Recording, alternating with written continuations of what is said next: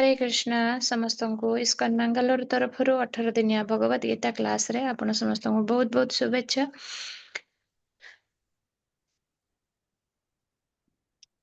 आम आज श्रीमद् भगवत गीतार पंचम अध्याय कर्म संन्यास योग आज आम पठन करवा। ग्रंथ महाराज श्रीमद् भगवत गीता की जय। हिज डिवाइन ग्रेस एसी भक्ति वेदांत स्वामी श्रीला प्रभुपाद की जय।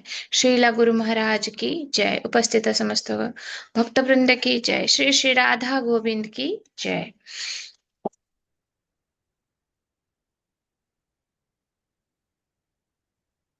माता जी स्क्रीन देखा जाउचे? आज्ञा माताजी। ओके। हरे कृष्णा। तो आज आम पढ़िया। तो आम देखिले श्रीमद् भगवत गीतार प्रथम अध्याय अर्जुन विषाद योग। तापरे आम पढ़िले सांख्य योग द्वितीय अध्याय भगवान किभଳି भाव रे आत्मा और शरीर भितर पार्थक्य प्रदर्शन कले। तृतीय अध्याय कर्म योग भगवान कर्म किभଳି भाव रे करबा उचित से विषय रे ज्ञान देले। चतुर्थ अध्याय रे भगवान दिव्य ज्ञान प्रदान कले। कौ ज्ञान द्वारा अभिषिक्त होई आमे कर्म करबा उचित। एबे पंचम अध्याय रे भगवान हमकु कृष्ण चेतना रे कर्म बा कर्म संन्यास बा आसक्ति बिना कर्म करिया पई हमकु शिक्षा प्रदान करिवे। तेणु आसंतु देखिबा श्रीमद् भगवत गीतार पंचम अध्याय कृष्ण भावना रे कर्म बा कृष्ण चेतना रे कर्म। तो वर्तमान अर्जुन मध्य प्रश्न जमी कि तृतीय चैप्टर आरंभ अर्जुन कहले एकम वद हे कृष्ण किछि गोटे तो ठीक करी कहतु कर्म करबा उचित ना वास्तविक कर्म न करबा उचित। स्थित प्रज्ञ हबा पई आपण प्रथमे मते ज्ञान देले अर्थात निज भीतर समस्त कामना बेग को सह्य करिया पई एवं अंतर मनरु निजको शांत रखिया पई ताहाले एभली उग्र कर्म करिवार मोर आवश्यकता कोन अछि। तेणु एकम वद अर्जुन तृतीय अध्याय आरंभ रे एभली भाव रे भगवान को प्रश्न करथिले। पुणी पंचम अध्याय रे जेतेबेले भगवान तांको ज्ञान देले दिव्य ज्ञान प्रदान कले पुणी अर्जुन प्रश्न पचारुचंती ताले कर्म योग कर्म संन्यास भितर वास्तविक पार्थक्य कौन। तेणु प्रथम श्लोकार भगवान को अर्जुन पचारुचंती कि अर्जुन उवाच संन्यासं कर्मणां कृष्ण पुनर्योगं च संससि यच्छेयो यतयोरेकं तन्मे ब्रूहि सुनिश्चितम्। अर्जुन कहले कि हे कृष्ण प्रथमे आपण मते कर्म विरागर कथा कहले तापर पुणी भक्ति जगरे कर्म करिया कहउचंती ताहले आपण दया करी मते कहबे कि ए दुईटी भितरु निश्चय भाव रे केउटी श्रेयस्कर। तेणु अर्जुन भगवान को प्रश्न पचारुचंती कि प्रथमे कर्म को त्याग कर माने कर्म को त्याग करने कथा कहते पुणी कहते कि भक्ति जगरे कर्म कर ताले ये कर्म को त्याग करवा ना भक्ति जगरे कर्म करवा ये दुईटी भितर श्रेष्ठ किए। तो भगवान तांको बहुत सुंदर भाव रे द्वितीय श्लोक रे बुझाउचंती कि तो अर्जुन प्रश्न कौन कर्म त्याग अर्थात तेणु अर्जुन कर्म त्याग अर्थात कर्म को त्याग करदवा कर्म को ही न करवा एवं भक्ति जगरे कर्म ए दुईटी भितर श्रेष्ठ किए पचारुचंती। तेणु अर्जुन को मनरे संशय जे यदि ज्ञानी माने कर्म त्याग करती तेबे युद्ध जहा कि करबा काहेकि दरकार। तेणु अर्जुन भगवान को पचारुचंती तेणु मते युद्ध करबा कर्म करिवार दरकार कोन अछि। वास्तविक जो माने ज्ञानी से माने तो कर्म को त्याग कर दियंती बोली आपण कहउचंती। तेणु ए कर्म को त्याग करिवा जदि श्रेयस्कर ताहले मते काहेकि एभଳି एक उग्र कर्म रे लगौचंती। तो भगवान कहउचंती श्री भगवान उवाच संन्यासः कर्मयोगश्च निःश्रेयसकरावुभौ तयस्तु कर्म संन्यास कर्मयोग विशिष्यते। श्री भगवान कहले कर्म त्याग एवं भक्ति जगरे कर्म उभय मुक्ति निमित्त भल किंतु ए दुईटी मध्यरु कर्म त्याग अपेक्षा भक्ति जगरे कर्म करिवा उत्तम। तेणु भगवान अर्जुन को मन भीतर संशय को नष्ट करिसंती जे कि कर्म संन्यासर अर्थ नुह कि कर्म को ही परित्याग करदवा। भगवान अर्जुन कहते कि कर्म को भक्ति जोगरे करवा अर्थात निष्काम भाव रे कर्म करवा। तेणु भगवान कहते दुईटी मार्ग अच्छी किछि व्यक्ति जो माने कि कंप्लीटली कर्म को त्याग कर दियंती आउ ଆଉ କିଛି ବ୍ୟକ୍ତି ଅଛନ୍ତି ଯୋଉମାନେ କି ଭକ୍ତି ଯୋଗରେ କର୍ମ କରନ୍ତି। ଉଭୟ ମୁକ୍ତି ପ୍ରଦାନକାରୀ, କିନ୍ତୁ କେବଳ କର୍ମ ତ୍ୟାଗ କରିବା ଅପେକ୍ଷା ଭକ୍ତି ଯୋଗରେ କର୍ମ ବା କର୍ମ ଯୋଗ ଉତ୍ତମ ଏବଂ ସହଜ ଅଟେ। ସକାମ କର୍ମ ବନ୍ଧନ କାରଣ ହୋଇଥିଲା ବେଳେ କୃଷ୍ଣ ଚେତନାରେ କର୍ମ ବନ୍ଧନରୁ ମୁକ୍ତି କରେ।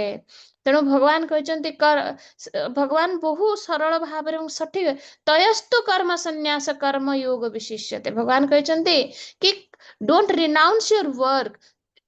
କଣ ତମେ ତମର କର୍ମକୁ କେବେ ତମେ ତ୍ୟାଗ କରିଦିଅ ନାହିଁ।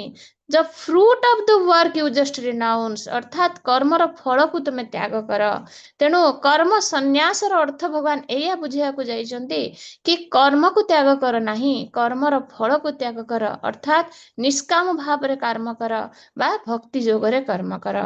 ତେଣୁ ଭଗବାନ ବୁଝେଇଛନ୍ତି କି କର୍ମ ଯୋଗ ହିଁ ଶ୍ରେଷ୍ଠ ଅଟେ। ତାପରେ ଶ୍ଲୋକ 3ରେ ଭଗବାନ ବୁଝେଇଛନ୍ତି, ସମସ୍ତେ ଗ୍ରନ୍ଥ ଯାହା ପାଖରେ ଅଛି ଗ୍ରନ୍ଥ ଖୋଲିକି ବସିବେ, କାରଣ ଏଠି ଶ୍ଲୋକ ପ୍ରପରଲି ଦିଆ ହେଇନି। ଜ୍ଞେୟ ସ ନିତ୍ୟ ସନ୍ନ୍ୟାସୀ ୟୋ ନ ଦ୍ୱେଷ୍ଟି ନ କାଂକ୍ଷତି ନିର୍ଦ୍ୱନ୍ଦ୍ୱ ହି ମହାବାହୋ ସୁଖଂ ବନ୍ଧାତ୍ ପ୍ରମୋଚ୍ୟତେ।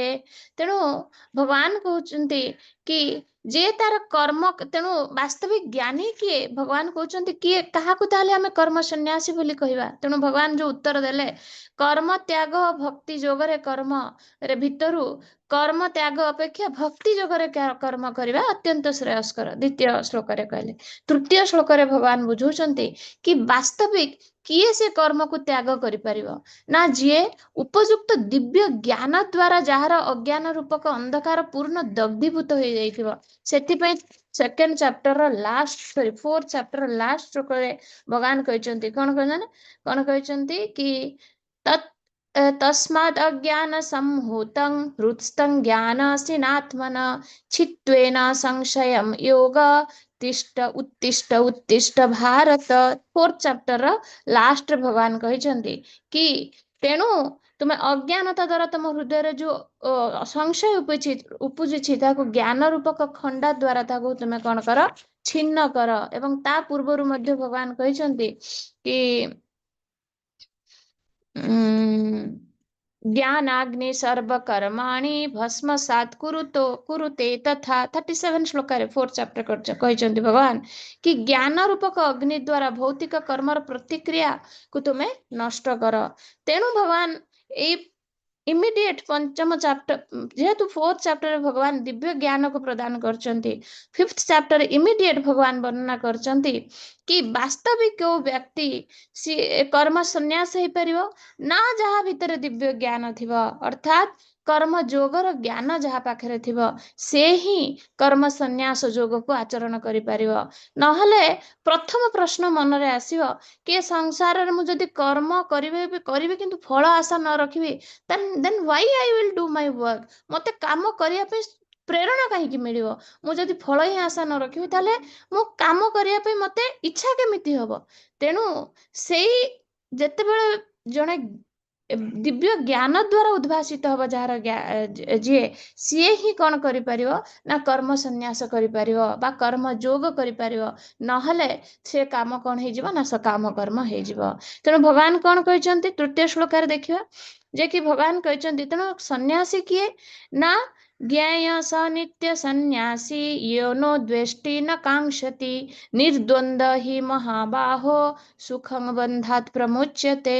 ତେଣୁ ବାସ୍ତବିକ କିଏ ନିତ୍ୟ ସନ୍ନ୍ୟାସୀ କି ଯିଏ କର୍ମ ଫଳକୁ ଘୃଣା କରନ୍ତି ନାହିଁ କିମ୍ବା ଭୋଗ କରିବାର କାମନା ରଖନ୍ତି ନାହିଁ। ଯୋ ନ ଦ୍ୱେଷ୍ଟି ନ କାଂକ୍ଷତି, ନା ଭୋଗ କରିବାର ତାଙ୍କ ଭିତରେ କାମନା ଥାଏ ନା କର୍ମ ଫଳ ଖରାପ ହେଲେ ସେ ସେଥିରେ ତାକୁ ଘୃଣା କରନ୍ତି।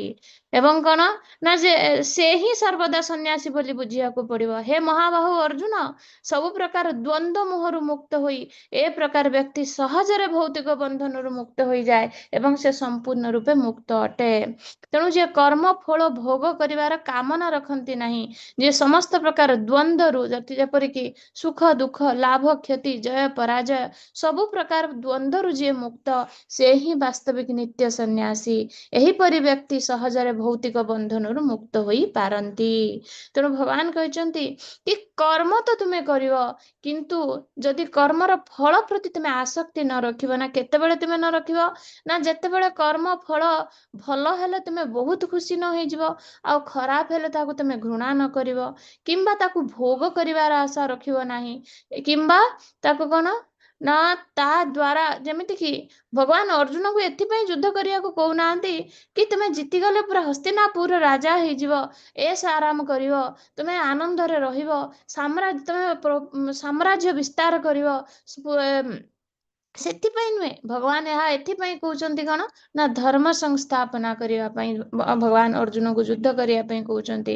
ଏବଂ ପର୍ସନାଲି ଅର୍ଜୁନଙ୍କର ମଧ୍ୟ କେତେ କଣ ଲସ୍ ହେଇଛି, ଆମେ ମହାଭାରତ ଯୁଦ୍ଧ ଯଦି ଅବଲୋକନ କରିବା, ପାଣ୍ଡବ ମାନଙ୍କ ପକ୍ଷରୁ ବହୁତ କିଛି ସେମାନେ ଲସ୍ କରିଛନ୍ତି, କେବଳ କଣ ନା ଧର୍ମକୁ ସଂସ୍ଥାପନା କରିବା ପାଇଁ।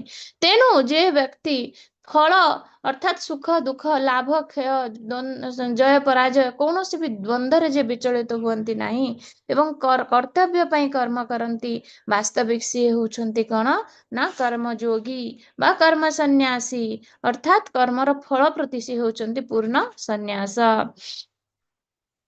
ତାପରେ ଭଗବାନ ବୁଝେଇଛନ୍ତି କି ତେଣୁ କିଭଳି କର୍ମ କରିବା ଉଚିତ, ଭଗବାନ ବହୁତ ସୁନ୍ଦର ଉଦାହରଣ ଦେଇଛନ୍ତି ଶ୍ଲୋକା ନମ୍ବର 10 ରେ କି ବ୍ରହ୍ମଣ୍ୟାଧ୍ୟାୟ କର୍ମାଣि ସଙ୍ଗମ୍ ତ୍ୟକ୍ତ୍वा करोति यः लिप्यते न स पापेन ପଦ୍ମପତ୍ରମିବାମ୍ପସା।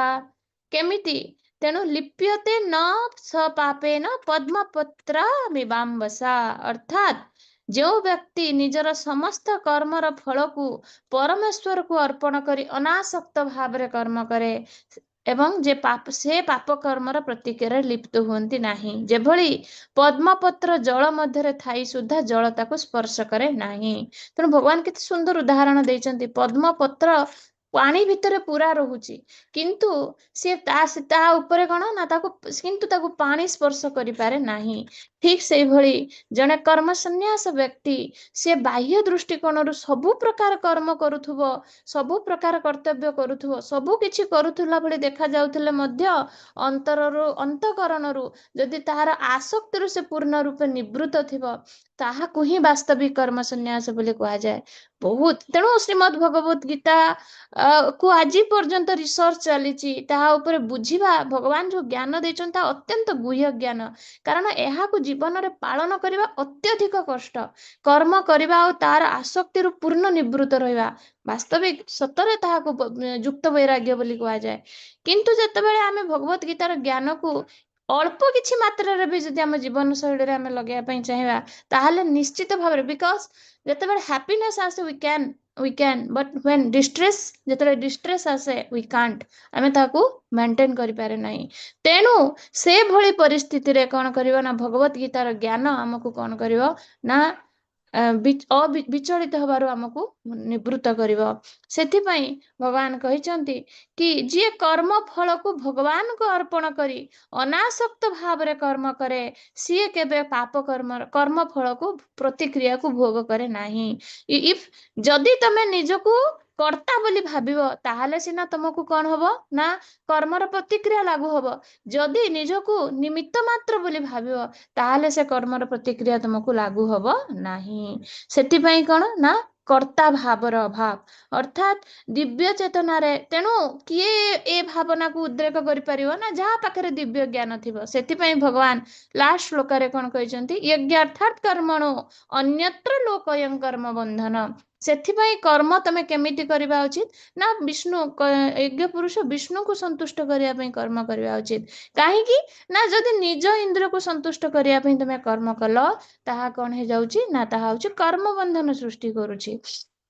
ସେଥିପାଇଁ ଦିବ୍ୟ ଚେତନାରେ ଥିବା ବ୍ୟକ୍ତି ସିଏ ହିଁ କର୍ତ୍ତା ଭାବର, ଅର୍ଥାତ୍ ନିଜକୁ ସିଏ ଡୁଅର ବୋଲି ଭାବେ ନାହିଁ।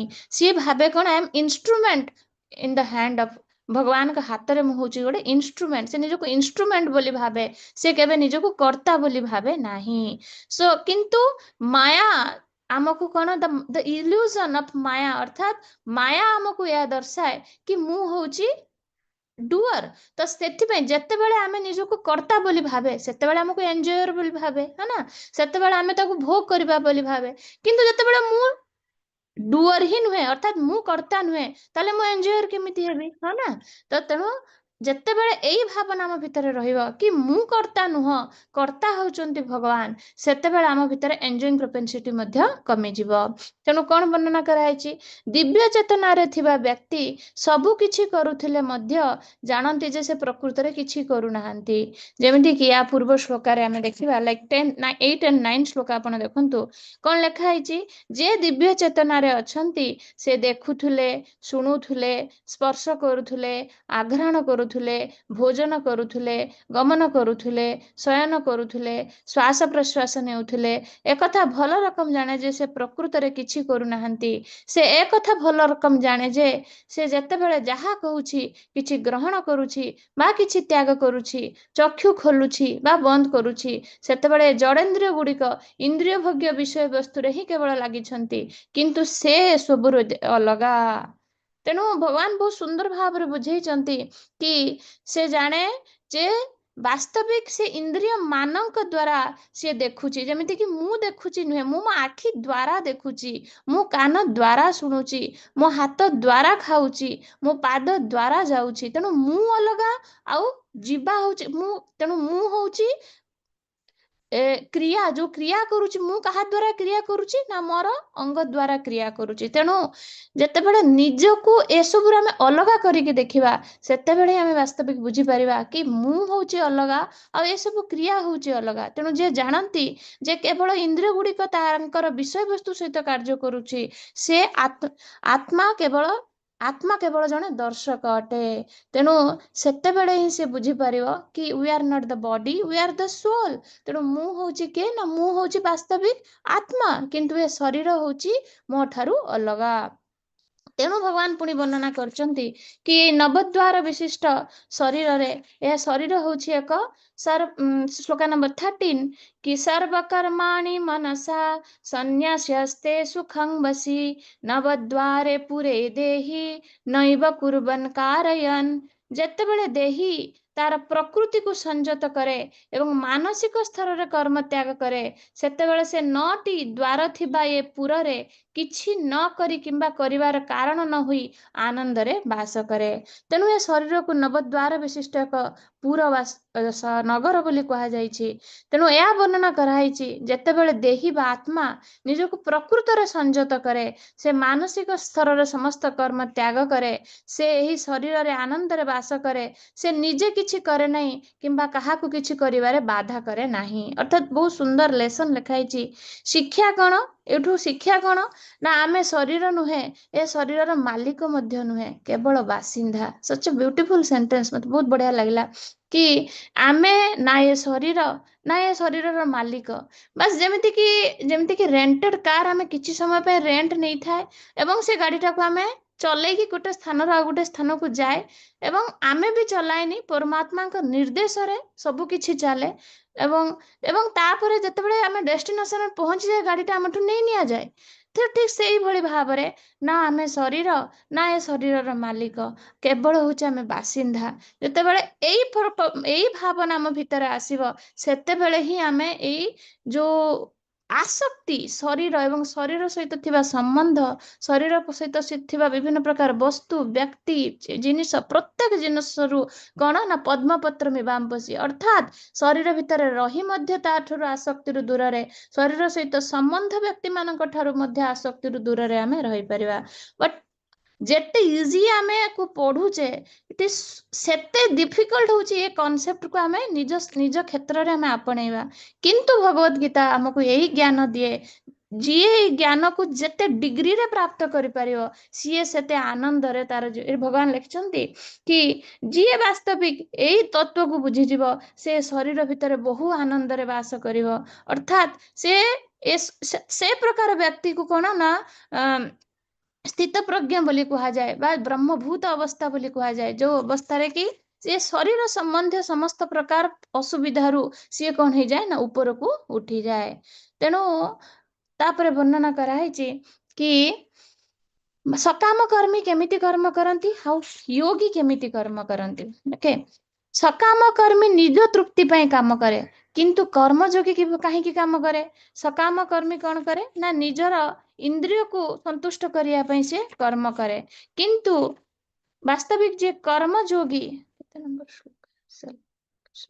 କିନ୍ତୁ ବାସ୍ତବିକ ଯୋଉମାନେ କର୍ମଯୋଗୀ ସେମାନେ କଣ ନା ଶରୀର, ମନ, ବୁଦ୍ଧି ଏବଂ ଇନ୍ଦ୍ରିୟ ଦ୍ୱାରା କାମ କରନ୍ତି। ସକାମ କର୍ମ ମଧ୍ୟ ଶରୀର, ମନ, ବୁଦ୍ଧି ଏବଂ ଇନ୍ଦ୍ରିୟ ଦ୍ୱାରା କାମ କରେ।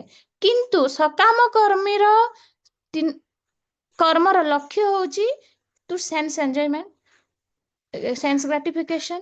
କିନ୍ତୁ ଯୋଉମାନେ ବାସ୍ତବିକ କର୍ମ ଯୋଗୀ ସେମାନେ ହଉଛି ଆତ୍ମଶୁଦ୍ଧି କରିବା ପାଇଁ କାମ କରନ୍ତି। ସେମାନେ ଯୋଗୀ ମାନେ କେବଳ ଶରୀର, ମନ, ବୁଦ୍ଧି ଏବଂ ଇନ୍ଦ୍ରିୟ ସାହାଯ୍ୟରେ କର୍ମ କରନ୍ତି, କିନ୍ତୁ ସେମାନେ ସମସ୍ତ ଆସକ୍ତିକୁ ତ୍ୟାଗ କରନ୍ତି, କାରଣ ସେମାନଙ୍କର ଏକମାତ୍ର ଲକ୍ଷ୍ୟ ହଉଛି ଆତ୍ମଶୁଦ୍ଧି। ତେଣୁ ପାର୍ଥକ୍ୟ ହଉଛି କଣ? କନସିୟସନେସ ର, ଆଉ କିଛି ନୁହେଁ। ପାର୍ଥକ୍ୟ ହଉଛି କେବଳ କନସିୟସନେସ ର। ତେଣୁ ଜଣେ ସକାମ କର୍ମୀ ମଧ୍ୟ ଶରୀର ତାର ୱାର୍କ ଫିଲ୍ଡରେ, ଜଣେ ସକାମ କର୍ମୀ ସିଏ ମଧ୍ୟ ଶରୀର, ମନ, ବୁଦ୍ଧି ଏବଂ ଇନ୍ଦ୍ରିୟ ଦ୍ୱାରା କାର୍ଯ୍ୟ କରେ। କିନ୍ତୁ ସିଏ କଣ କରେ ନା ସେନ୍ସ ଗ୍ରାଟିଫିକେସନ ପାଇଁ କାମ କରେ। କିନ୍ତୁ ସେ ଜାଗାରେ ଜଣେ ଯୋଗୀ ତା ୱାର୍କ ଫିଲ୍ଡରେ ହ୍ୱାଟ ଏଭର ୱାର୍କ, ଏୟା ନୁହେଁ କି କେବଳ ଦିବ୍ୟ, କେବଳ ଭଗବତ କାର୍ଯ୍ୟ, ହ୍ୱାଟ ଏଭର ଦ ୱାର୍କ। ଭଗବାନ ଏଠି କେଉଠି ବି ଲେଖି ନାହାନ୍ତି କେବଳ ପୂଜା କର, କେବଳ ଧ୍ୟାନ କର, କେବଳ ଭଗବତ ଆରାଧନା କର, କେବଳ ମନ୍ଦିରରେ ସେବା କର। ନୋ, ଭଗବାନ ଏଠି ଅର୍ଜୁନକୁ ଯୁଦ୍ଧ କରିବା କଥା କହୁଛନ୍ତି। ଯଦି ଯୁଦ୍ଧ ଭଳି କାର୍ଯ୍ୟ ଭଗବାନ କହୁଛନ୍ତି କି ମା ମନୁସ୍ମର ଯୁଦ୍ଧ ଚ, ଯଦି ମତେ ଭଗବାନଙ୍କ ସହିତ ଯୋଡ଼ିକି ଯୁଦ୍ଧ କରିହବ ତାହେଲେ କାହିଁକି ନିଜ ପ୍ରଫେସନରେ କାମ କର୍ମଯୋଗ କରିହବ ନାହିଁ? ତେଣୁ ଭଗବତ ଗୀତାକୁ ଆମେ ବୁଝିବା ଦରକାର। ଭଗବତ ଗୀତା ନୁହେଁ କି କେବଳ ଆମକୁ ଭଗବାନଙ୍କର ଆରାଧନା କରିବା ଶିଖୁ। ଭଗବତ ଗୀତା ଆମକୁ ଶିଖଉଛି ଆମ ୱାର୍କ ଫିଲ୍ଡରେ ଆମେ ଯାହା ବି କିଛି କାର୍ଯ୍ୟ କରୁଛେ କିଭଳି ଭାବରେ ସେ କାର୍ଯ୍ୟକୁ ଆମେ ଆସକ୍ତି ବିହୀନ ହୋଇ କର୍ମଯୋଗରେ ଆମେ କର୍ମ କରିପାରିବା। ତେଣୁ ଜଣେ ସକାମ କର୍ମୀ ଶରୀର, ମନ, ବୁଦ୍ଧି ଆଉ ଇନ୍ଦ୍ରିୟ ସାହାଯ୍ୟରେ କର୍ମ କରେ। କିନ୍ତୁ ସିଏ କେମିତି କର୍ମ କରେ? ଫର ସେନ୍ସ ଗ୍ରାଟିଫିକେସନ, ସେଠୁ କିଛି ପାଇବା ପାଇଁ, ଅର୍ଥାତ୍ ତାର ଆସକ୍ତି ଥାଏ। କିନ୍ତୁ ବାସ୍ତବିକ ଜଣେ ଯୋଗୀ, ଯିଏ କର୍ମଯୋଗୀ, ସିଏ ଶରୀର, ମନ, ବୁଦ୍ଧି ଆଉ ଇନ୍ଦ୍ରିୟ ଦ୍ୱାରା କାର୍ଯ୍ୟ କରେ। କିନ୍ତୁ ତା ଦ୍ୱାରା ତାର ଆତ୍ମଶୁଦ୍ଧି ହୁଏ ଏବଂ ସେ କିଛି ପାଇବା ଆଶାରେ କରେ ନାହିଁ, ବରଞ୍ଚ ସିଏ କର୍ତ୍ତବ୍ୟ ପାଇଁ କର୍ମ କରେ ଏବଂ ଭଗବାନଙ୍କ ଦ୍ୱାରା ପ୍ରଦତ୍ତ କର୍ମ ବୋଲି ଭାବି ସିଏ କଣ କରେ ନା କର୍ମ କରେ।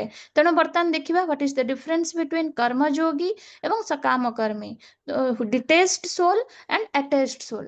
ଦି ଜଣଙ୍କ ଭିତରେ ପାର୍ଥକ୍ୟ କଣ? କର୍ମଯୋଗୀ ଯିଏ ସେ କର୍ମ ଫଳକୁ ଭଗବାନଙ୍କୁ ସମର୍ପଣ କରନ୍ତି, କିନ୍ତୁ ସକାମ କର୍ମୀ ନିଜ କର୍ମ ଫଳକୁ ନିଜେ ଭୋଗ କରିବାକୁ ଚାହାନ୍ତି।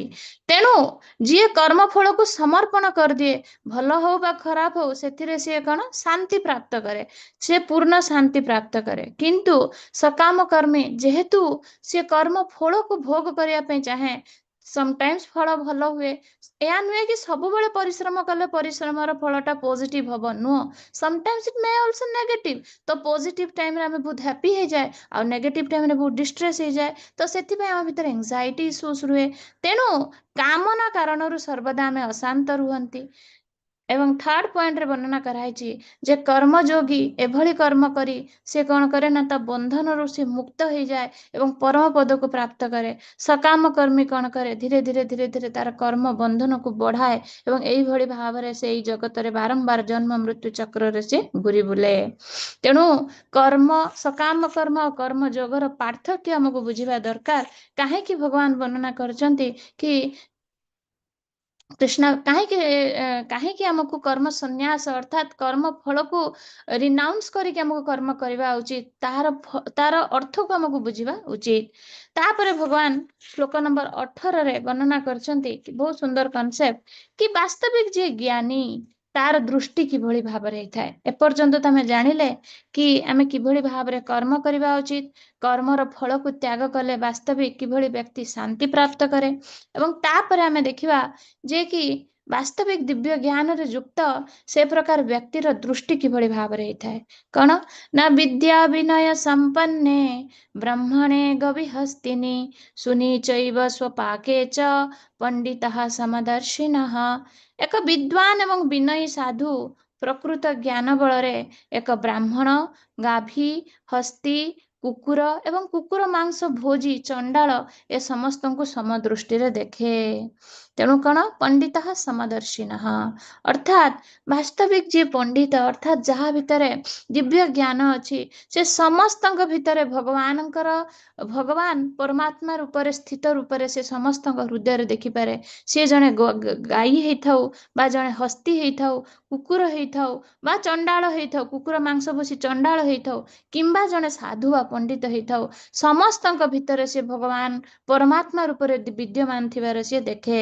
ତେଣୁ ବାହାର ଯୋଉ ଶରୀର ଆମକୁ କୋଉଥିପାଇଁ ମିଳିଛି ନା ଆମର କର୍ମର ଫଳ। ଏବଂ ଆଜି ମୁଁ ଶୁଣୁଥିଲି ଗୋଟେ ଲେକ୍ଚରରେ କି କର୍ମ ଏବଂ ଆମର ଡିଜାୟାର, ଆମର କର୍ମ ଏବଂ ଆମ ଡିଜାୟାର ଅନୁସାରେ ଆମକୁ ଆମ ଶରୀର ପ୍ରାପ୍ତ ହେଇଛି। ତେଣୁ କାହାକୁ ତ ଆମର ତାର କର୍ମର ଫଳ ଆଉ ତାର ଇଚ୍ଛା ଅନୁସାରେ କାହାକୁ କୁକୁର ଶରୀର, କାହାକୁ ହାତୀର ଶରୀର, କାହାକୁ ମନୁଷ୍ୟ ଶରୀର, କାହାକୁ ପଶୁ ଶରୀର, ବିଭିନ୍ନ ପ୍ରକାର ଶରୀର ପ୍ରାପ୍ତ ହେଇଛି। କିନ୍ତୁ ଶରୀର ଭିତରେ ଭଗବାନ ଯୋଉ ସୋଲ ପରମାତ୍ମା ରୂପରେ ଅଛନ୍ତି, ସମସ୍ତଙ୍କ ଭିତରେ ଭଗବାନ ସମାନ। ତେଣୁ ବାସ୍ତବିକ ଜ୍ଞାନୀ ଯିଏ ସିଏ ବାହାରର ଶରୀରକୁ ନ ଦେଖି ସମସ୍ତଙ୍କ ଭିତରେ ସେ ପରମାତ୍ମା ତତ୍ଵକୁ ଦର୍ଶନ କରେ। ସେଥିପାଇଁ କଣ ନା ବିଦ୍ୟା ବିନୟ ସମ୍ପନ୍ନେ। ତେଣୁ ଯେତେବେଳେ ବିଦ୍ୟା ଏବଂ ଯିଏ ବିଦ୍ୟା ବା ଅର୍ଥାତ୍ ସ୍ପିରିଚୁଆଲ ନଲେଜରେ ଯିଏ ଏନଲାଇଟେଣ୍ଡ, ସିଏ ତା ଭିତରେ କଣ ନା ବିନୟ ଭାବ ଆସିବ ନିଶ୍ଚିତ ଭାବରେ। ଯଦି ଜଣେ ଭୌତିକ ଜ୍ଞାନରେ ଅଧିକ ବଢିଯାଏ ତାହେଲେ ତା ଭିତରେ ଅହଙ୍କାର ସୃଷ୍ଟି ହବ। କିନ୍ତୁ ସ୍ପିରିଚୁଆଲ ନଲେଜରେ ଏନଲାଇଟେଣ୍ଡ ହେଲେ ତା ଭିତରେ ବିନୟ ଭାବ ସୃଷ୍ଟି ହବ। ଏବଂ ବିନୟୀ ବ୍ୟକ୍ତି ସିଏ କଣ ନା ସମସ୍ତଙ୍କୁ ସମାନ ଦୃଷ୍ଟିରେ ଦେଖେ। ବାହ୍ୟ ଆବରଣ ଶରୀର ଭିନ୍ନ ହେଇପାରେ କିନ୍ତୁ ଭିତରେ ଥିବା ଆତ୍ମା ସମାନ, ଏହା ହିଁ ହେଉଛି ସମଦୃଷ୍ଟି। ତେଣୁ କଣ ନା ମନୁଷ୍ୟ, ପଶୁ, ଜୀବଜନ୍ତୁ ସମସ୍ତଙ୍କ ପ୍ରତି ସେ ତା ଭିତରେ କେବେ ଦ୍ୱେଷ ରୁହେନି, ଈର୍ଷା ରୁହେନି, ଘୃଣା ରୁହେନି। କାହିଁକି ନା ସମସ୍ତଙ୍କ ପ୍ରତି ସେ ସମଭାବ ପ୍ରଦର୍ଶନ କରେ। କାରଣ ସମସ୍ତଙ୍କ ଭିତରେ ସେ ଭଗବତ ତତ୍ଵକୁ ବା ପରମାତ୍ମା ରୂପରେ ଭଗବାନଙ୍କର ସ୍ଥିତିକୁ ସେ ଦର୍ଶନ କରିପାରେ। ତାପରେ ଭଗବାନ ବର୍ଣ୍ଣନା କରିଛନ୍ତି କି ଇହୈବ ତ୍ୱେଜିତଃ ସର୍ଗୋ ଯେଷାଂ ସାମ୍ୟେ ସ୍ଥିତଂ ମନଃ ନିର୍ଦୋଷଂ ହି ସମଂ ବ୍ରହ୍ମ ତସ୍ମାତ୍ ବ୍ରହ୍ମଣି ତେ ସ୍ଥିତା। ତେଣୁ ଯେଉଁମାନଙ୍କର ମନ ସମଭାବରେ ସ୍ଥିତ ହୋଇଯାଇଛି ସେମାନେ କଣ ନା ସେମାନେ ଜନ୍ମ ମୃତ୍ୟୁ ବନ୍ଧନରୁ ମୁକ୍ତ ହୋଇଯାଇଛନ୍ତି। ବ୍ରହ୍ମଙ୍କ ସଦୃଶ ସେମାନେ ନିର୍ଦୋଷ ଅଟନ୍ତି ଏବଂ ଏହିପରି ଭାବରେ ସେମାନେ ବ୍ରହ୍ମରେ ଅବସ୍ଥାନ କରନ୍ତି। ତେଣୁ ବର୍ତ୍ତମାନ କିଛି ଶ୍ଲୋକ ଅଛି, ଏହାପରେ 3-4ଟି ଶ୍ଲୋକରେ ବର୍ଣ୍ଣନା କରାହେଇଛି କି ବାସ୍ତବିକ ଯୋଉମାନେ ଦିବ୍ୟ ଜ୍ଞାନର ଧରାତଳରେ ଉତ୍ତୀର୍ଣ୍ଣ ହେଇସାରିଛନ୍ତି ବା ଯୋଉମାନେ ଦିବ୍ୟ ଜ୍ଞାନ ଦ୍ୱାରା ସ୍ଥିତପ୍ରଜ୍ଞ ବା ବ୍ରହ୍ମ ଅବସ୍ଥାକୁ ପ୍ରାପ୍ତ କରି ଯାଇଛନ୍ତି, ସେମାନେ କଣ, ସେମାନଙ୍କର ଲକ୍ଷଣ କଣ, ଯାହାକି ଅର୍ଜୁନ ୟା ପରେ ପରେ ମଧ୍ୟ ଚାପ୍ଟରରେ ବହୁତ ପଚାରିବେ କି କା ଭାଷା, ସେମାନଙ୍କର ସ୍ଥିତପ୍ରଜ୍ଞ ବ୍ୟକ୍ତିର ପରିଚୟ କଣ।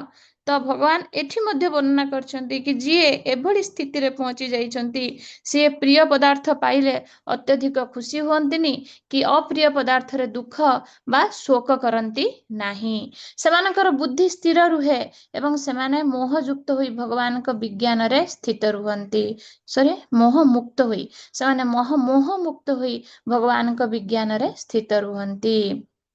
ତେଣୁ ଭଗବାନ ଏହା ବର୍ଣ୍ଣନା କରିଛନ୍ତି କି ସେମାନେ କୌଣସି ପ୍ରକାର ମୋହ, ଆସକ୍ତି, ଲୋଭ ଏସବୁରେ ସେମାନେ ପଡନ୍ତି ନାହିଁ।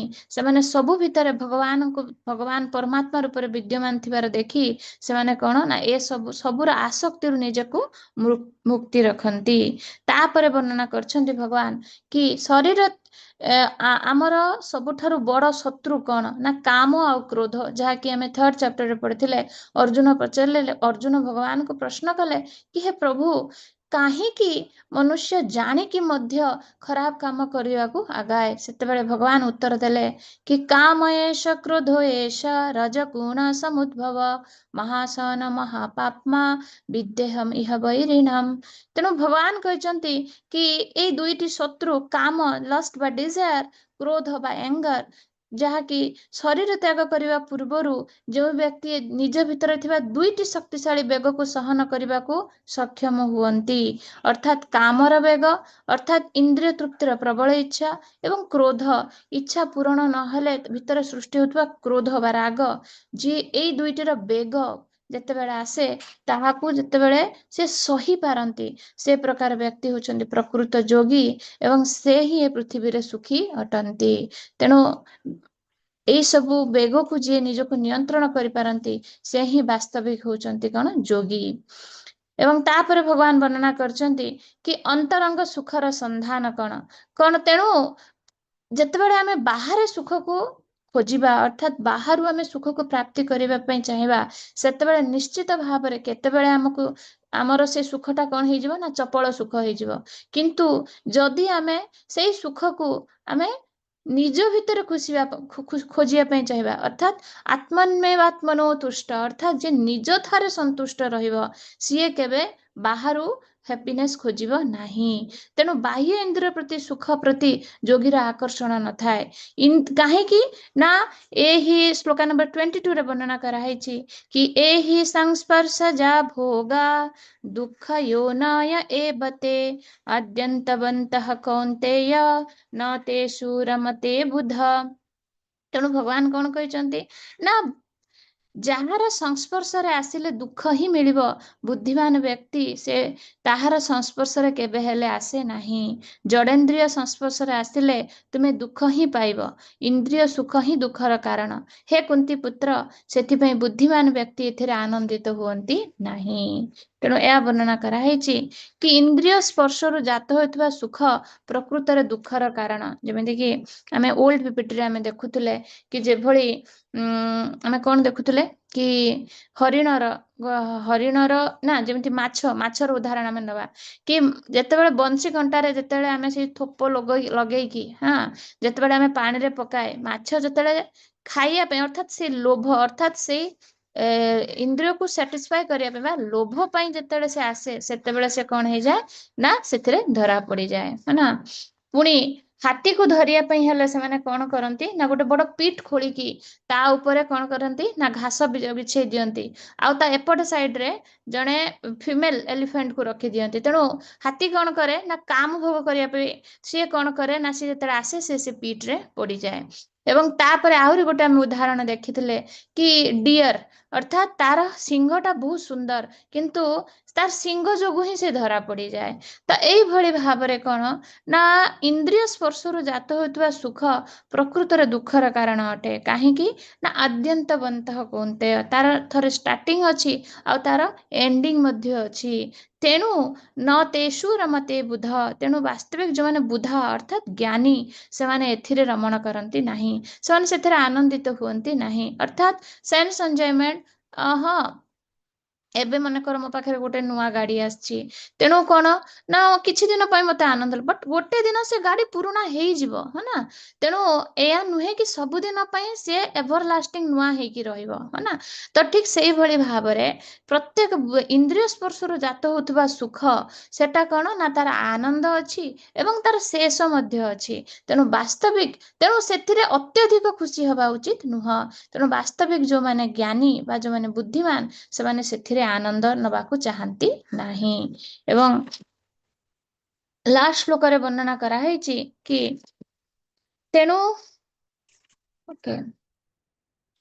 ଲାଷ୍ଟ ଶ୍ଲୋକା ନମ୍ବର 29, ଲାଷ୍ଟ ଶ୍ଲୋକାରେ ବର୍ଣ୍ଣନା କରାହେଇଛି କି ଶାନ୍ତି ସୂତ୍ର ଦ ଅଲ୍ଟିମେଟ ପିସ୍ ଫର୍ମୁଲା ବିଷୟରେ ବର୍ଣ୍ଣନା କରାହେଇଛି କି କଣ କଲେ ଆମେ ବାସ୍ତବିକ ଶାନ୍ତି ପ୍ରାପ୍ତ କରିବା। ଦେଶ ଦେଶ ଭିତରେ ଶାନ୍ତି ପ୍ରାପ୍ତ କରିବା ପାଇଁ କେତେ ଶାନ୍ତି ଚୁକ୍ତି ନାମା ହଉଛି, କେତେ ସବୁ ଦେଶ ମିଶି କେତେ କିଛି କରୁଛନ୍ତି, ବଟ୍ ଶାନ୍ତି କଣ ହେଇପାରୁଛି, ସ୍ଥାପନ ହେଇପାରୁଛି? ନୁହେଁ।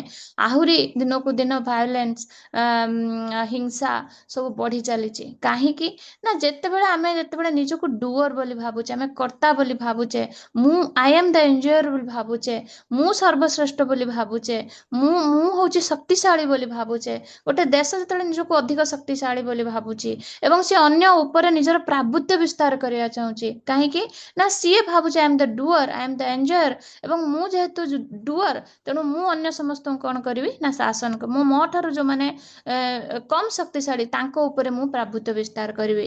ତାହା ଫଳରେ କଣ ହଉଛି ନା ଈର୍ଷା, ଦ୍વેଷ, ହିଂସା, କ୍ରୋଧ, ଯୁଦ୍ଧ, ଏଇ ସବୁ ଜିନିଷ ହଉଛି।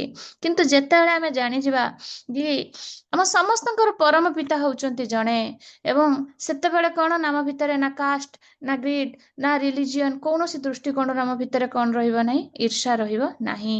ତେଣୁ ଯେତେବେଳେ ଆମେ ଜାଣିଯିବା ଏଇ ତିନୋଟି ଜିନିଷ, କଣ कि ଯେତେବେଳେ ଆମେ ନିଜକୁ ଭୋକ୍ତା ବୋଲି ଭାବୁଛେ ଅର୍ଥାତ୍ ସବୁ ନିଜକୁ ଏନ୍ଜୟର ବୋଲି ଭାବୁଛେ ସେତେବେଳେ ଆମକୁ ଦୁଃଖ ହଉଛି।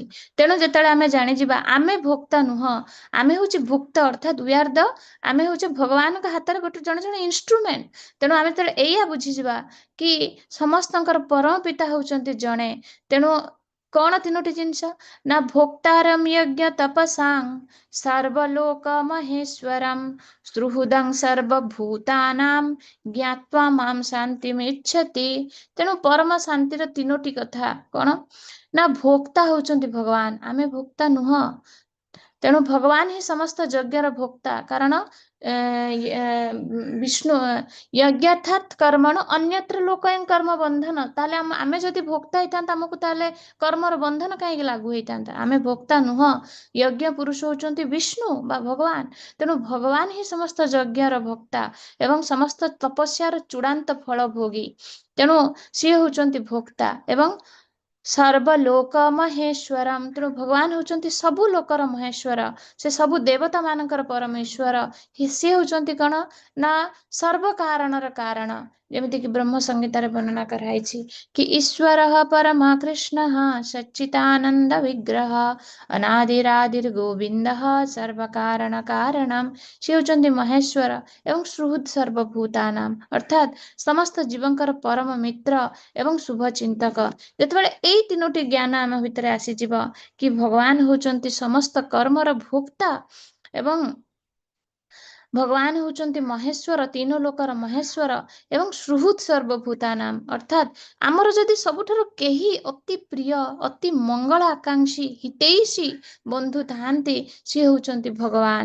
ଯଦି ଏଇ ତିନୋଟି ଜ୍ଞାନ ଆମ ଭିତରେ ଆସିଯିବ ତାହେଲେ କଣ ଶାନ୍ତି ମୂର୍ଚ୍ଛତି ଅର୍ଥାତ୍ ସେ ବ୍ୟକ୍ତି ନିଶ୍ଚିତ ଭାବରେ ଶାନ୍ତି ପ୍ରାପ୍ତ କରିବ।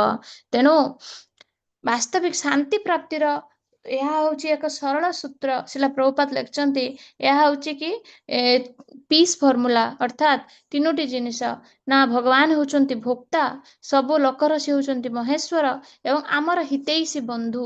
ଯେତେବେଳେ ଏଇ ତିନୋଟି ଭାବ ଆସିଯିବ, ଯେତେବେଳେ ନିଜେ ଆମେ ଭୋକ୍ତା ହବ ନାହିଁ, ସେତେବେଳେ ଆମ ଭିତରେ ଗର୍ବ ବା ଈର୍ଷା ବା ଆମ ଭିତରେ ଆସକ୍ତି ଜିରୋ ହେଇଯିବ। ତାପରେ ସର୍ବଲୋକ ମହେଶ୍ୱରମ୍ ଯେତେବେଳେ ଆମେ ଜାଣିଯିବା କି ସେତେବେଳେ କଣ ନା ଫୁଲ୍ ସରେଣ୍ଡରେନ୍ସ ଆସିଯିବ। ଆଉ ଯେତେବେଳେ ଜାଣିଯିବା କି ସୁହୃଦଂ ସର୍ବଭୂତାନାମ୍ ଅର୍ଥାତ୍ ଭଗବାନ ହଉଛନ୍ତି ଆମର ସବୁଠାରୁ ହିତୈଷୀ ବନ୍ଧୁ, ସେତେବେଳେ ଆମର ଆଉ କେବେ ଡର କାହାକୁ ରହିବ ନାହିଁ। ତେଣୁ ଯେତେବେଳେ ଏଇ ତିନୋଟି ଜିନିଷ ଆମ ଭିତରେ ଆସି ସ୍ଥାପନ ହେଇଯିବ କଣ ନା I am enjoyer, I am not the enjoyer. ଯେତେବେଳେ ମୁଁ ଭୋକ୍ତା ନୁହଁ ସେତେବେଳେ ମୋ ଭିତରେ ଯାହା ବି ମିଳିବ ସେଥିରେ ଆମେ ଖୁସି ରହିବା है ना। ଆମ ଭିତରେ ନା ଦ୍ୱନ୍ଦ ନା ଈର୍ଷା ନା ପାଇବାର ଅଧିକ ପାଇବାର ଆସକ୍ତି ନାହିଁ, ଯାହା ବି ମିଳିବ ସେଥିରେ ଆମେ ଖୁସି ରହିବା କାରଣ ଆମେ ଭୋକ୍ତା ନୁହଁ।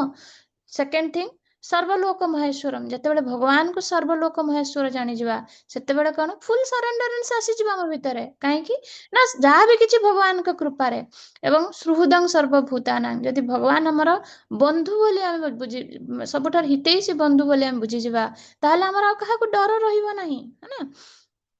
ଅର୍ଥାତ୍ ଆମ ଭିତରେ ଯୋଉ ସବୁ ପରିସ୍ଥିତିରେ ଡର, ଆଉ ସବୁଠାରୁ ବଡ ଡର କଣ କିଏ କହିପାରିବେ? ସବୁଠାରୁ ବଡ ଡର କଣ? ହରେ କୃଷ୍ଣ ହରେ କୃଷ୍ଣ। ମୋ ଭଏସ ଆସୁଛି? ହରେ କୃଷ୍ଣ ମାତାଜୀ, ମୃତ୍ୟୁକୁ ସମସ୍ତେ ଡର। ୟେସ୍, ମୃତ୍ୟୁ ହଉଛି ସବୁଠାରୁ ବଡ ଡର। ବିଭିନ୍ନ ପ୍ରକାର ତ ଡର ଅଛି କିନ୍ତୁ ସବୁ ଡର ଭିତରୁ ସବୁ ଭୟ ଭିତରୁ ସବୁଠାରୁ ଶ୍ରେଷ୍ଠ ଭୟ ହଉଛି କି ମୃତ୍ୟୁ। ଯଦିଓ ସେଥିପାଇଁ ମହାରାଜ ଯୁଧିଷ୍ଠିର ହରେ କୃଷ୍ଣ ମ୍ୟୁଟ ରୁହନ୍ତୁ ହରେ କୃଷ୍ଣ। ନୟନା ପଣ୍ଡା ମାତାଜୀ ଆପଣ ମ୍ୟୁଟ କରିଦିଅନ୍ତୁ। ତେଣୁ ଆଜ୍ଞା ମହାରାଜ ମାତାଜୀ। ଯୁଧିଷ୍ଠିର ଏହା କହିଲେ କି ଏହା ଉତ୍ତର ଦେଲେ ଯକ୍ଷରାଜଙ୍କୁ ପ୍ରତି ମୁହୂର୍ତ୍ତରେ ବ୍ୟକ୍ତି ଦେଖୁଛନ୍ତି ନା ଜମାଳୟକୁ ଲୋକ ଯାଉଛନ୍ତି, ତଥାପି ସ୍ଥାବର ଜଙ୍ଗମ ସବୁ ସବୁ ସମସ୍ତ ନଷ୍ଟ ହେଇଯାଉଛନ୍ତି, ତଥାପି ମନୁଷ୍ୟ ଭାବୁଛି କଣ ନା ମୋର କେବେ ମୃତ୍ୟୁ ହବନି, ସିଏ ନିଜକୁ ଅମର ବୋଲି ଭାବୁଛି। ଏଇଟା ହିଁ ହଉଛି ସବୁଠାରୁ ବଡ ମାନେ ମାନେ ଏ ଜଗତର ହଉଛି ଆଶ୍ଚର୍ଯ୍ୟର ଜିନିଷ। ତେଣୁ ଯେତେବେଳେ ଆମେ ଜାଣିଯିବା ଯେ ଭଗବାନ ଆମର ସମସ୍ତଙ୍କର ସୁହୃଦ, ସେତେବେଳେ ଆମର ମଧ୍ୟ କୌଣସି ଜିନିଷ ପ୍ରତି ଭୟ ରହିବ ନାହିଁ। ଏବଂ ଯେତେବେଳେ ଏଇ ତିନୋଟି ଜିନିଷକୁ ଜଣେ ବୁଝିଯିବ, ସେତେବେଳେ ସିଏ କଣ ନା ପରମ ଶାନ୍ତିକୁ ପ୍ରାପ୍ତ କରିବ। ତେଣୁ ଏହା ଥିଲା ଶ୍ରୀମଦ୍ ଭଗବତ ଗୀତାର 5ମ ଅଧ୍ୟାୟ। ମୁଁ ଲେକ୍ଚର ଶୁଣୁଥିଲି ଗୌରାଙ୍ଗ ଦର୍ଶନ ପ୍ରଭୁଙ୍କର, ପ୍ରଭୁ ବହୁତ ସୁନ୍ଦର ଭାବରେ ବୁଝେଇଲେ। ତ ବର୍ତ୍ତମାନ ପ୍ରଶ୍ନ ଆସିବ, ନିଶ୍ଚିତ ଭାବରେ ମୋ ସମସ୍ତଙ୍କ ମନରେ ପ୍ରଶ୍ନ ଆସିବ, ଯଦି ମୁଁ ଭୋକ୍ତା ନୁହଁ, ଯଦି ମୁଁ ଏଞ୍ଜୟର ନୁହଁ, କର୍ମ ଫଳ ମୋର ପାଇବାର କୌଣସି ଅଧିକାର ନାହିଁ, ତାହେଲେ ମୁଁ କର୍ମ କରିବି ହିଁ କଣ ପାଇଁ? ଏ ଜଗତ ହିଁ ମୋର ନୁହେଁ, କର୍ମ କଲେ ବି ଫଳ ମୁଁ ଆଶା ରଖିବିନି, ତାହେଲେ କର୍ମ କରିବାର ଆବଶ୍ୟକତା କଣ ଅଛି? କିଏ ମତେ ଉତ୍ତର ଦେବାକୁ ଚାହୁଁଛନ୍ତି? ହରେ କୃଷ୍ଣ। ବହୁତ ସୁନ୍ଦର ପ୍ରଶ୍ନ କି ନାହିଁ? ଆମ ସମସ୍ତଙ୍କ ଭିତରେ ପ୍ରଶ୍ନ। ତାହେଲେ କର୍ମ କରିବା କଣ ପାଇଁ? ଯଦି ଆମେ ଫଳ ଆଶା ନ ରଖିବା, ତାହେଲେ ଆମେ କର୍ମ କାହିଁକି କରିବା? Why for? What for? Hare Krishna ମାତାଜୀ, ଆମେ ଆଜ୍ଞା। ଆତ୍ମା ଶୁଦ୍ଧି କରିବା ପାଇଁ, ଆମ ନିଜ ଆତ୍ମାକୁ ଶୁଦ୍ଧ କରିବା ପାଇଁ। ଓକେ ଓକେ, ଆଉ କିଏ ଉତ୍ତର ଦେବାକୁ ଚାହୁଁଛନ୍ତି? ହରେ ମାତାଜୀ, କୃଷ୍ଣ। କର୍ମ ନ କଲେ ତ ଆମେ ବଞ୍ଚି ପାରିବାନି।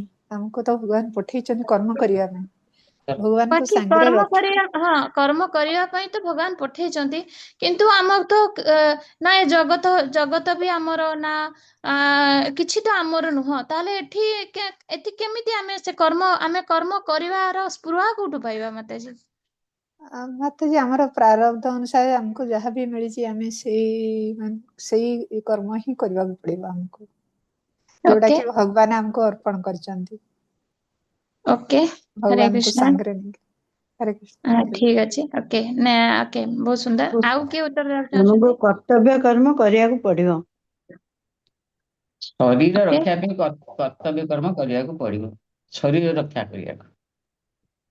ଓକେ, ବଟ୍ ତା ଭିତରେ ଯଦି ଆପଣ ହ୍ୟାପିନେସ୍ ନଥିବ, କର୍ମ କରିବା ପାଇଁ ଯଦି ତା ଭିତରେ କାମ ଆପଣଙ୍କର, ଭଗବାନ ପୁଣି କହିଛନ୍ତି କି ବ୍ୟବସାୟାତ୍ମିକା ବୁଦ୍ଧି ଏକେହ କୁରୁ ନନ୍ଦନ, ପୁରା ଲକ୍ଷ୍ୟ ପୂର୍ଣ୍ଣ ଭାବରେ ଲକ୍ଷ୍ୟ ସାଧନ କରି ତମ କର୍ମ କର।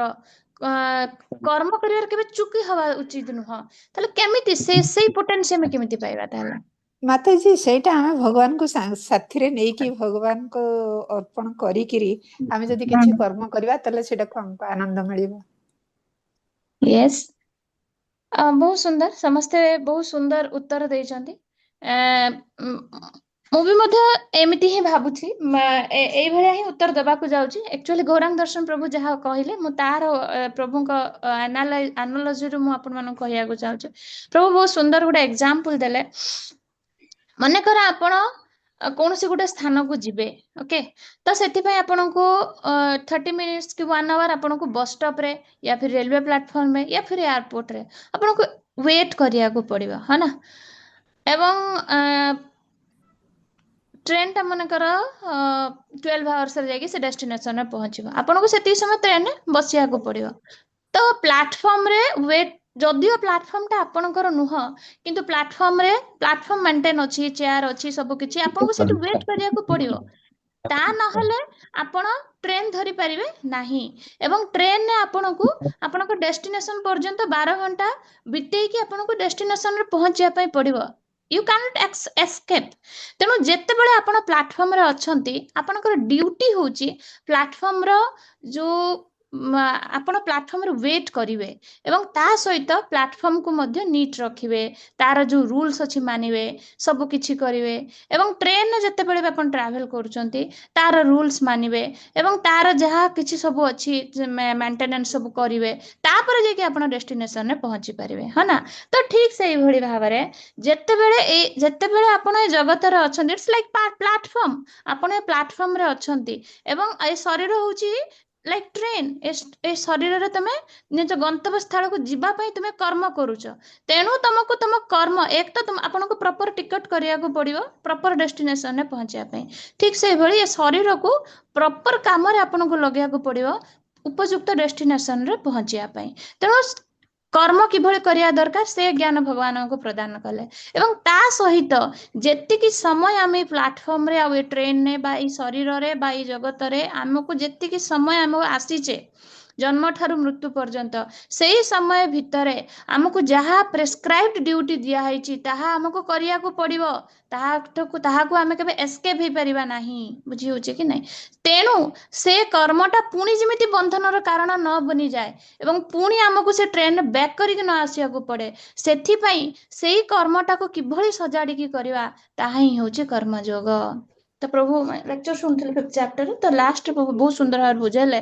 ତ ସେଇଥିପାଇଁ ଏଇ ଯୋଉ ପ୍ଲାଟଫର୍ମରେ ରହିବା, ୱେଟିଂ ଟାଇମ୍ ଆଉ ଟ୍ରେନରେ ଯିବା, ଏଇ ଯୋଉ ସମୟ ଅର୍ଥାତ୍ ଏଇ ଜଗତରେ ଆମେ ଆସିବା ଠାରୁ ଜନ୍ମ ଠାରୁ ମୃତ୍ୟୁ ପର୍ଯ୍ୟନ୍ତ ଯୋଉ ଆମର ଟାଇମ୍ ସ୍ପାନ୍, ଆମର ଯୋଉ ଲାଇଫ୍ ସ୍ପାନ୍, ଏ ଲାଇଫ୍ ସ୍ପାନ୍ଟା ହେଉଛି ସେଇଭଳିଆ ଏକ ସମୟ ଆମକୁ ମିଳିଛି। ଏକୁ ଆମେ କେମିତି ୟୁଜ୍ କରୁଛେ ତା ଉପରେ ଆମର ପୁଣି ଏଗେନ୍ ଆମର ନ୍ୟୁ ଡେଷ୍ଟିନେସନ୍ ଡିପେଣ୍ଡ କରୁଛି। ତ ସେଥିପାଇଁ କିଭଳି ଭାବରେ ପୁଣି ଆମେ ବନ୍ଧନ ସୃଷ୍ଟି ନ କରିବା, ଆମକୁ ଯୋଉ କର୍ମ ଦିଆହେଇଛି ସେ କର୍ମକୁ କିଭଳି ନିଷ୍କାମ ଭାବରେ କରିବା, ତାହା ହିଁ ଭଗବତ ଗୀତାର 5ମ ଅଧ୍ୟାୟ ଆମକୁ ଶିଖଉଛି। ତେଣୁ the highlight points we should discuss. କିଏ ପଢିବେ? ହରେ କୃଷ୍ଣ, କେଇ ଜଣ ପଢନ୍ତୁ। କଣ ହାଇଲାଇଟ୍ ପଏଣ୍ଟସ୍?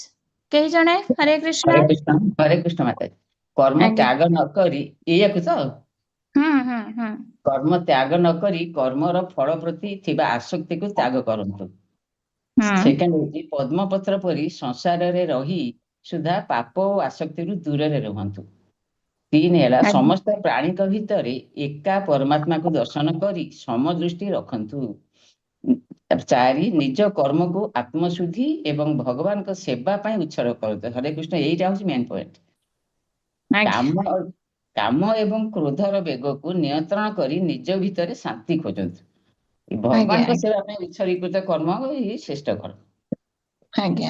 ତେଣୁ ଆମେ ବୁଝିପାରିଲେ କି 5ମ ଅଧ୍ୟାୟରେ ଭଗବାନ ଆମକୁ କଣ ଜ୍ଞାନ ପ୍ରଦାନ କରିଛନ୍ତି, କେତେ ପରିମାଣରେ ଆମେ ଆମ ଜୀବନ ଶୈଳୀରେ ଲଗେଇ ପାରିବା ନ ଲଗେଇ ପାରିବା ତାହା ଆକ୍ଚୁଆଲି ଭଗବାନଙ୍କ କୃପା ଆଉ ଆମର ପ୍ରଚେଷ୍ଟା ଉପରେ ନିର୍ଭର କରେ, ହଁ ନା? ଆମର ଚେଷ୍ଟା ଏବଂ ଭଗବାନଙ୍କ କୃପା ରହିଲେ ହିଁ ଆମେ ଭଗବତ ଗୀତାର ଜ୍ଞାନକୁ ଆମ ଜୀବନ ଶୈଳୀରେ ଲଗେଇ ପାରିବା। ତା ନହେଲେ ଭଗବାନଙ୍କ କୃପା ନ ରହିଲେ ଉପଯୁକ୍ତ ସମୟରେ ସେ ଜ୍ଞାନ ଆମର ମନେ ହିଁ ପଡ଼ିବ ନାହିଁ। ତେଣୁ ଭଗବାନଙ୍କ ପାଖରେ ପ୍ରାର୍ଥନା କରିବା କି ଏତେ ସୁନ୍ଦର ଜ୍ଞାନ ଭଗବାନ ଭଗବତ ଗୀତାରେ ଆମକୁ ପ୍ରଦାନ କରିଛନ୍ତି, ଯେମିତିକି କିଛି ମାତ୍ର ବି ପ୍ରଭୁ ଆମକୁ ଆମ ଜୀବନ ଶୈଳୀରେ ଲଗେଇବା ପାଇଁ ଆମକୁ ସେ ପାତ୍ରତା ଦିଅନ୍ତୁ, ଯାହା ଫଳରେ କି ଆମେ ଆମ ଜୀବନରେ ତାହାକୁ ପ୍ରୟୋଗ କରିପାରିବା। ଧନ୍ୟବାଦ ସମସ୍ତଙ୍କୁ। କିଛି ଯଦି ମୋର ଭୁଲ ଥାଏ ମତେ କ୍ଷମା କରିବେ। वाञ्छाकल्पतरुभ्यश्च कृपा सिन्धुभ्यः एव च पतितानां पावनेभ्यो वैष्णवेभ्यो नमो नमः। हरे कृष्णा। ग्रंथ महाराज श्रीमद् भगवत गीता की जय। कहार किछि जदि प्रश्न अछि आपण माने पचारि परिवे। हरे कृष्णा। ମାତାଜୀ, କ୍ରୋଧଟା କାହିଁକି ଆସୁଛି ସେଇଟା ଟିକେ ବୁଝେଇ ଦିଅନ୍ତୁ। କେମିତି କଣ କଲେ କ୍ରୋଧଟା ଆକ୍ଚୁଆଲି ଆସିବନି? ମଝିରେ ମଝିରେ ଆଜ୍ଞା। କ୍ରୋଧ ଓକେ। ଆସିଯାଉଛି।